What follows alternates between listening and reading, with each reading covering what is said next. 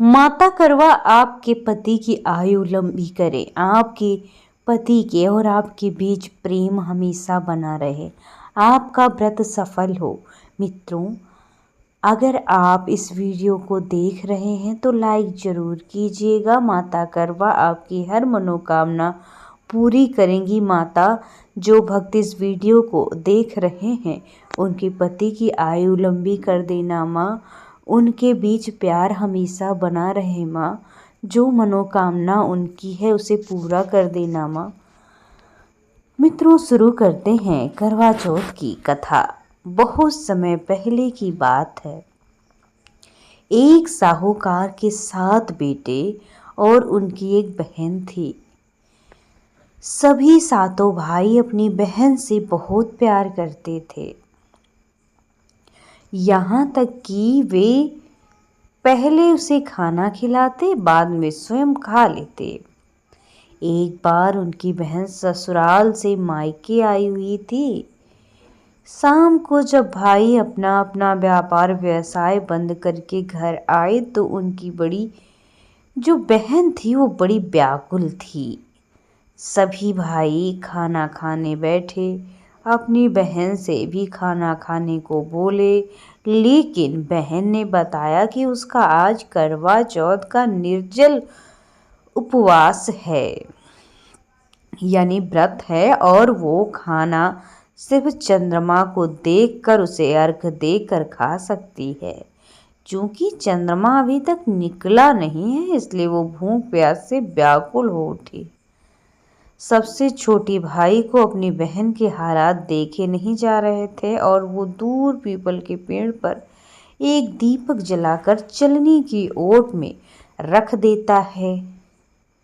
दूर से देखने पे ऐसा प्रतीत होता है जैसे कि चतुर्थी का चांद उदित हुआ हो। इसके बाद भाई अपनी बहन को बताता है कि चांद निकल आया है, तुम अर्घ देने के बाद भोजन कर सकती हो। बहन खुशी के मारे सीढ़ियों पर चढ़कर चांद को देखती है, उसे अर्घ देकर खाना खाने बैठ जाती है।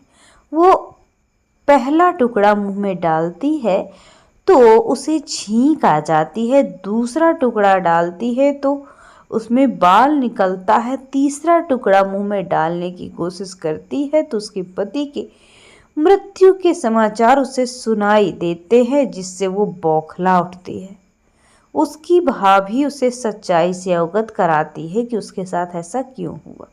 करवा चौथ का व्रत गलत तरीके से टूटने के कारण देवता उससे नाराज हो गए और उन्होंने ऐसा किया है। सच्चाई जानने के बाद करवा निश्चित करती है कि वो अपने पति का अंतिम संस्कार नहीं होने देगी। वो अपने सतीत्व से पुनर्जीवन दिलाकर रहेगी। वो पूरे 1 साल तक अपने पति के शव के पास बैठती है, देखभाल करती है, उसके उगने पर सुईनुमा घास को एकत्रित करती रहती है। 1 साल बाद फिर करवा चौथ का दिन आता है। उसकी सभी भाभियां करवा चौथ का व्रत रखती हैं। जब भाभियां उससे आशीर्वाद लेने आती हैं तो वो प्रत्येक भाभी से यम सुई ले लो, पी सुई दे दो, मुझे भी अपने जैसी सुहागिन बना दो, ऐसी आग्रह करते हैं। लेकिन हर बार भाभी उसे अगली भाभी से आग्रह कहने को चली जाती है कहकर। इस प्रकार जब छठे नंबर की भाभी आती है तो करवा उससे भी यही बात दोहराती। ये भाभी उसे बताती है कि चूंकि सबसे छोटे भाई की वजह से उसका व्रत टूटा था, उसकी पत्नी में ही शक्ति है कि वो तुम्हारे पति को दोबारा जीवित कर सकती है, इसलिए अब वो आए तो तुम उसे पकड़ लेना, जब तक वो तुम्हारे पति को जिंदा न करे उसे छोड़ना ना। ऐसा कहकर वो चली गई। सबसे अंत में छोटी भाभी आती है। करवा उनसे भी सुहागिन बनने का आग्रह करती है, लेकिन वो टाल मटोल कर देती है। इसे देखकर करवा उन्हें जोर से पकड़ लेती है और अपने सुहाग को जिंदा करने को कहती है। भाभी उससे छुड़ाने की कोशिश करती है, नोचती है, खसोटती है, लेकिन करवा छोड़ती नहीं। अंत में उसकी तपस्या देखकर भाभी पसीज जाती है और अपनी छोटी अंगुली को चीरकर उसमें अपने अमृत से उसके पति के मुख पर डाल देती है।